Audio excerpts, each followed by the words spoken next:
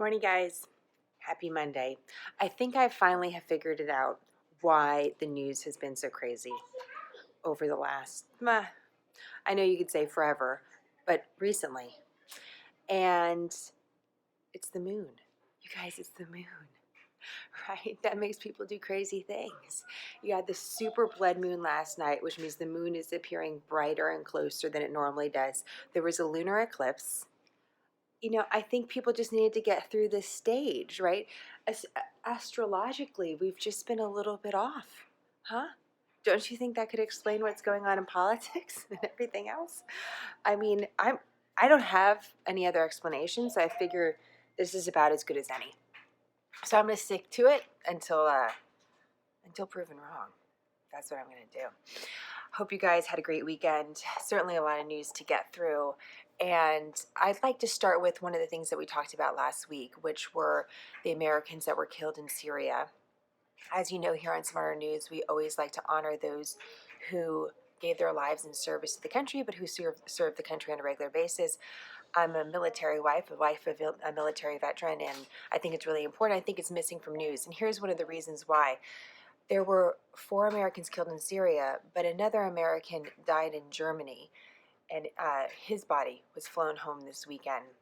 He was injured terribly in Afghanistan in a battle against ISIS. We didn't really hear about it. And then he was transferred to Germany, where he later died. So 5 Americans actually died last week. We know the names of 4 of them. One of them we do not. Normally, we don't know the name of someone that works in the clandestine unit of the U.S. government. I don't know if that's the case. We may learn more about him or her. We just don't know at this time. The reason why I think this is important, I encourage you to read our card stack today on that. All of this will be up in a little bit. We have a lot of information today on the site, so it's taking a little bit longer than usual to get it up, is that when we honor those who gave their lives in service to the country, we do a couple things. We learn a little bit about them. I feel like that energy goes to their families that are really suffering, but it also kind of gives us a foundation for the rest of the news stories. Because when you see those that make the ultimate sacrifice, it sort of grounds you into, okay, what's really important? What is this all about generally? And that's why I think it's important to lead with, not just because I'm a military wife and not just because I think that's important that we bring back this storytelling to news, but because it helps give us perspective on some of these other things that we're going to be covering. It helps put the football championship in some perspective, and it helps put some of our struggles in perspective, and it helps put politics in some perspective. So that's why I encourage you just to learn a little bit more about these individuals who all, have incredible stories and families. So think about that today. Let's talk a little bit about what's happening in politics, because the president made an announcement over the weekend. Very rare to have a president make a sort of a statement on Saturday. He probably did it because there's a lot of football being played on Sunday.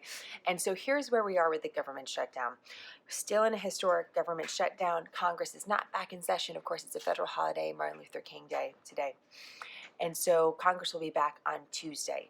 The House of Representatives was actually not supposed to be working this week, but House Speaker Nancy Pelosi said, yes, we are working, so everyone's going to be back in Washington, D.C. The president came out this weekend and said what we actually discussed on Coffee Talk on Friday, which was something that I heard Republicans floating on Thursday, Republican voices that many politicians listen to. And so the floating was the president should go back to his proposal from the State of the Union last year, which offered some legal protections for those who were losing legal status potentially in America. Well, who are we talking about? We're talking about DACA recipients. DACA recipients, deferred action for childhood arrivals. Everyone talks about DACA like everybody knows what it is. If you don't feel bad. I have to remind myself what DACA stands for all the time, and I've said that word or acronym about 25 million times. Deferred action for childhood arrival. Yes, Trace? You can't read? Well, you'll learn to read. You'll learn to read someday. But I can't breathe. You can't breathe? Maybe because that's why I'm coughing. I think so. You have a cold? Yeah. Okay. Do you want something hot to drink? Uh-huh. Okay. We'll figure that out. Can't breathe. I mean, okay. I'm going to get it for you right now. Can you wash me more, Daddy? Okay, so actually having an interruption by a child is actually a good thing because I want to watch Moana. Okay, because here's why. Your camera, we can bring that with us today.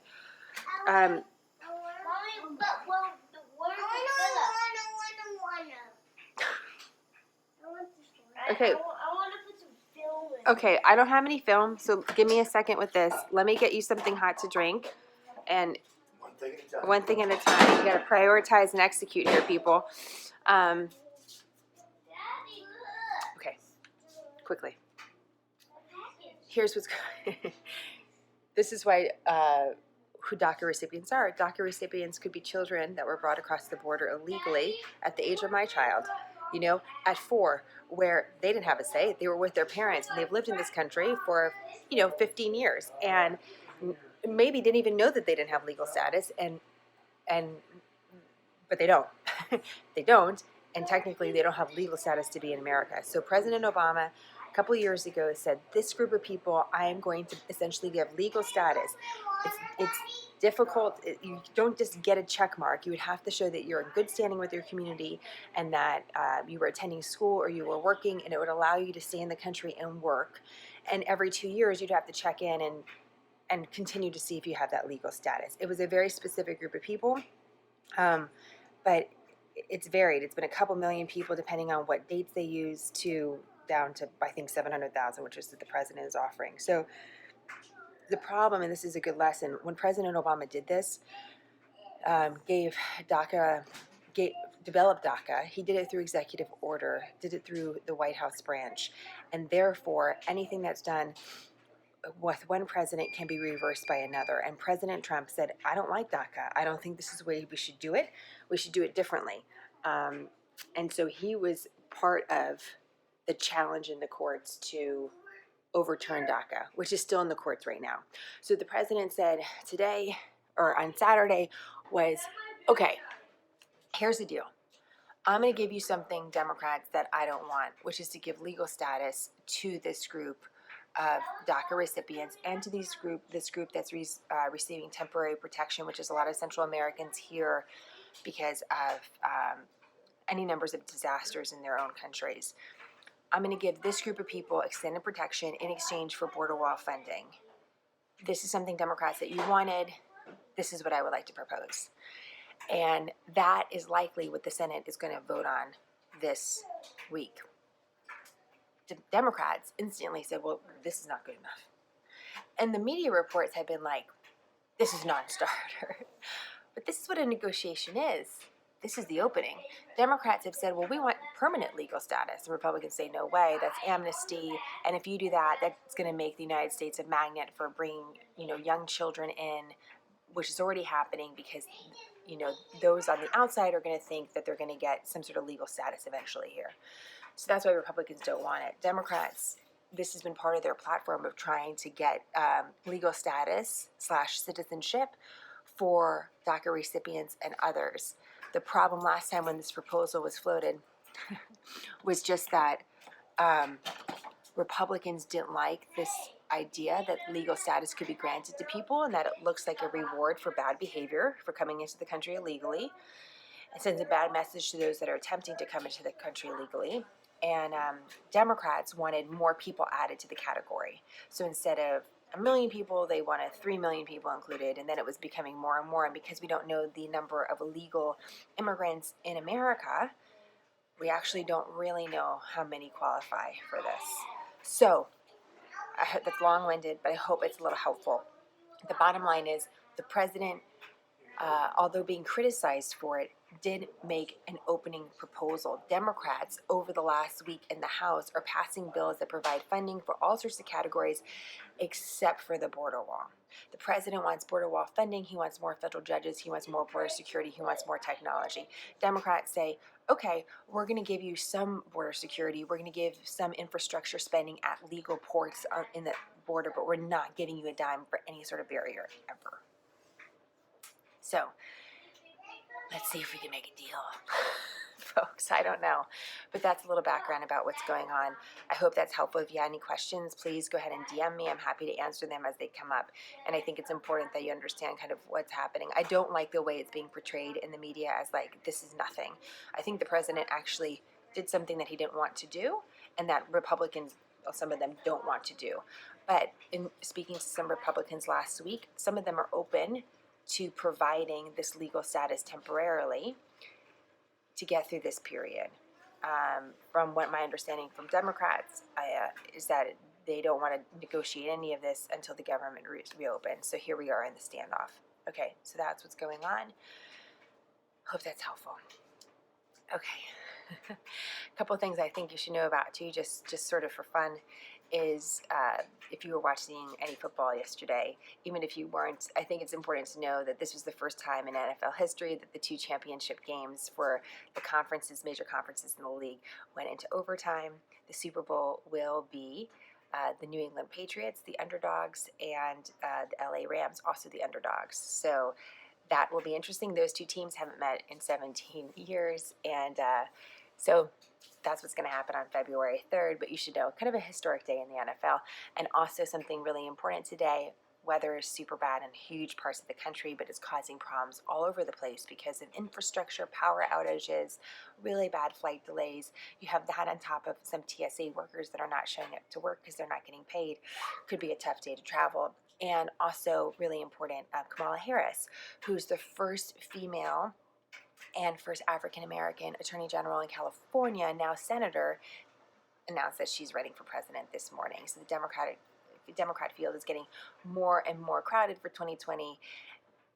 And we're still almost 2 years away from that. So, so that's happening today. So that's some of the news that you're going to see today. And finally, just something I want you to check out on the site, Martin Luther King Jr.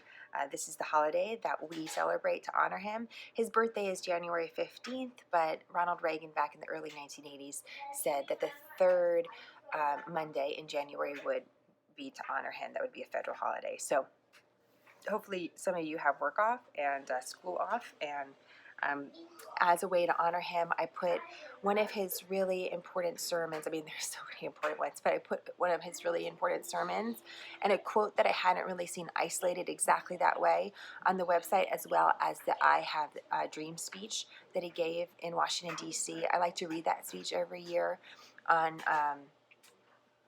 the holiday for him. I just like reading. He's an incredible writer. You know, everyone talks, I mean, obviously leader, orator, but an incredible writer. And if you have a second today, I think it's worth just reading. There's always a gem. There's always a gem in there. So one of the things that he talks about in this quote is about how hate doesn't negotiate. And that made me sort of think about that when you approach things with love, if you approach things through love, how that can lead to compromise. And I thought about that in politics. You know, if we all approach things with love for the country, then how does that change the paradigm? I don't know. Might have to send that card to a few politicians, see if we can kind of break the impasse. Okay, guys, have a great day. I'm going to be traveling this week, so Coffee Talk's going to be probably a little bit later than usual. We'll see. Since my kids are not going to sleep and I'll be in a time zone change, it could be like 5 a.m. I don't know. But just stick with me. I'm hoping to have a couple of really interesting things for you a little bit later in the week that you will be able to see. All right, guys.